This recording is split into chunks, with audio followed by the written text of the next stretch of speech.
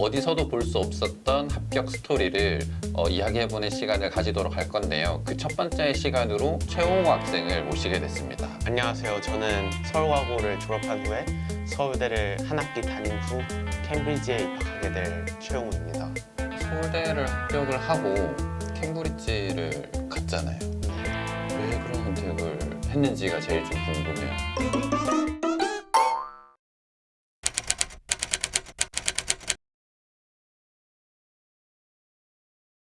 중학교 4학년 때 시험을 치고 영재고에 입학을 했고 3년을 다니고 캠브리지도 준비하고 수능도 조금 하고 그다음에 서울대도 가고 이 모든 걸 다 준비할 수 있었던 이제 근원이 영재였다는 부분이 있잖아요. 영재는 어떤 걸 영재라고 한다라고 생각이 드는 건지 그 영재에 대한 정의를 어떻게 생각하는지가 좀 궁금해요. 일반적인 사람들이 하는 이야기 말고. 어렸을 때부터 다들 이제 구구단 외우면 영재라고 불러주잖아요. 근데 사실 영재의 조건은 그러니까 항상 남들보다 이렇게 앞서 있어야 돼요. 제 생각에는 이제 남들보다 어렸을 땐 앞서 있다가 점점 1, 2년씩 지나면 남들과 비슷해지는 그런 사람들 있잖아요. 이제 그런 사람들보다는 항상 이제 모든 사람들 중에서 앞서 있을 수 있는 사람이 영재라고 생각해요. 그러면 일반 사람들보다 영재들은 남들보다 좀 뒤처진다라는 느낌이 오면 엄청 불안하겠네요. 왜냐면 나는 영재로서 대우를 받았으니까. 어차피 서울 영재고 같은 경우에는 좀 완전 특수한 집단이잖아요. 그래서 저도 약간의 그런 감정을 느꼈을 때가 있지만 잘 극복해서 어쨌든 서울대도 가고 캠브리지도 붙고 그랬으니까. 나 이제 뭐가 궁금하냐면 언제부터 영재라는 소리를 들었던 거지? 아무래도 제가 영재라고 느끼는 거는 한국에 와서부터. 그러면 초등학교에서 중학교 넘어갈 때 내가 좀 영재다 이런 느낌을 가졌었어요? 제가 사실 초등학교 저학년 때 해외에서 생활을 했었거든요. 그래서 일단 그것부터 말씀을 드리자면 영미권 국가에서 3년 동안 생활을 하면서 영미권 어디? 미국에서 생활을 했었는데 미국 어디? 그때 이제 어린애들이 하는 수학 프로젝트 수업이나 그런 것들을 그때 당시에도 1년 높은 형 누나들이랑 같이 들으면서 약간 내가 수학을 좀 잘하나?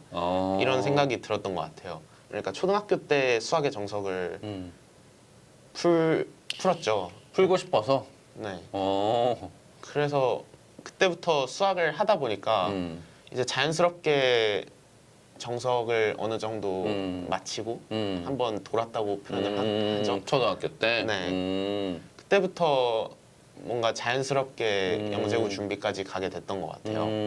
그런데 이제 영재라는 개념에 속해져 있는 똑똑하다라고 하는 부분이 어떤 건지가 좀 궁금해요. 사실 저희가 똑똑하다고 말을 할 때 아니면 어른들이 그런 얘기를 할 때 보통 공부를 잘한다 이런 얘기로 그래서 보통은 이제 성적을 잘 받아왔다. 그러면 그쵸? 이제 똑똑하구나 너는 뭐 이런 식으로 이야기를 많이 하죠. 그러면 저는 이거를 3개? 2개 정도로 나눌 수 있다고 생각하거든요. 이해가 빠른 거랑 응용이 빠른 거랑 창의력이 좋은 거 이 3가지로 나눌 수 있다고 생각하거든요. 그리고 또 중요한 게 약간 직관적으로 어떠한 거를 이해한 다음에 이제 또 다른 의미로 이제 배운 것을 이 문제도 적용시킬 수 있다는 거를 좀 알아야 직관적으로 알아야 그래 온전히 내 것이 되는 거니까. 네, 그게 빨리빨리 되는 사람이 이제 영재 그러니까 똑똑하다고 볼 수 있는 것 같아요. 그게 빨리빨리 되면 공부가 엄청 재밌죠. 그게 빨리빨리 안 되니까 이게 되게 지루하고 힘든 건데. 근데 중2 때 지금 영재고를 시험을 쳐야 되겠다고 마음을 먹은 거잖아요. 네. 어떻게 해서 그 마음을 먹게 됐어요? 저희 동네에 잘 알만한 수학 잘하는 누나가 있었는데 누나가? 그 누나가 저희 학원에 와서 진로 강연 같은 걸 해주셨거든요. 그거를 듣고 이제 좀 마음을 먹었던 것 같아요. 한번 도전해봐야 되겠다. 네. 그러면 영재고 시험 문제는 그때 나왔던 문제가 서술형이었어요? 아니면 인터뷰 방식?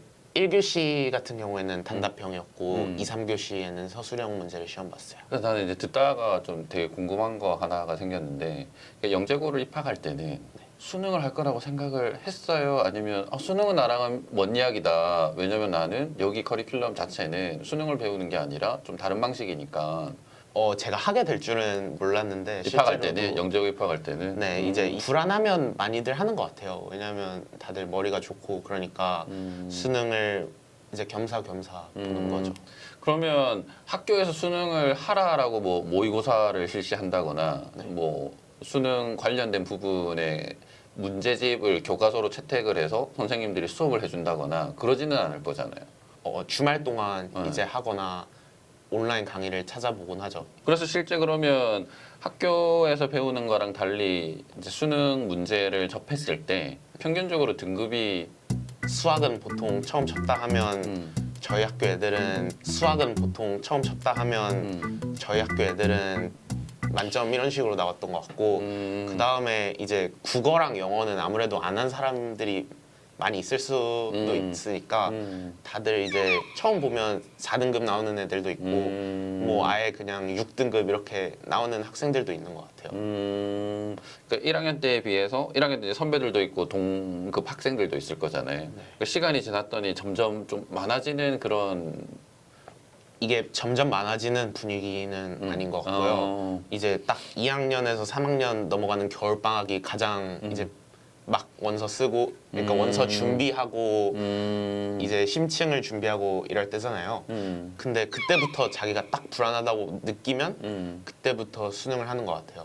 만약에 자기가 1학년 때부터 내신이 안 좋았다고 느낀 애들도 있을 텐데 걔네들은 이제 2학년 때부터 시작을 하긴 하는데 걔네들조차도 본격적으로 시작하는 거는 3학년 때부터 시작하는 느낌이었어요.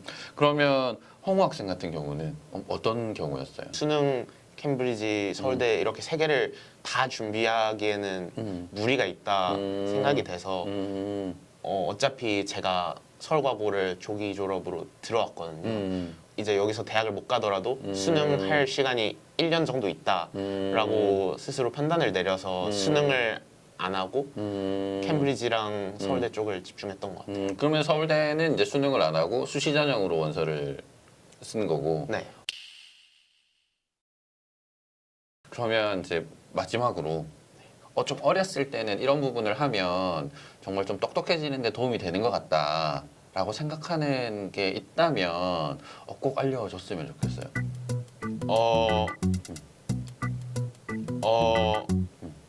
저는 어렸을 때 다양한 경험을 하는 게 가장 중요하다고 생각하거든요. 저는 이제 각자 재능이 다르다고 하잖아요. 그러니까 최대한 다양한 경험을 하면서 자기가 어떠한 똑똑함, 영재스러움을 보이는 거를 한번 찾고 이제 그쪽을 한번 발전시키는 게 폭넓게 다양한 거를 관심을 많이 가지게 하는 게 저학년 때는 꼭 필요한 거다. 네, 어렸을 때는 책 많이 읽고 문화 생활 하는 게 체험 그런 쪽이 중요한 것 같아요.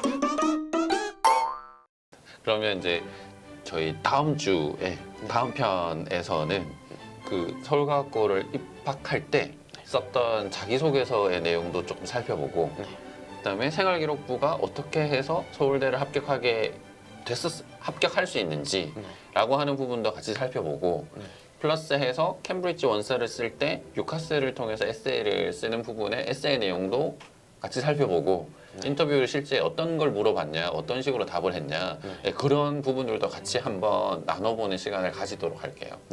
오늘 시간 내주셔서 감사합니다. 감사합니다.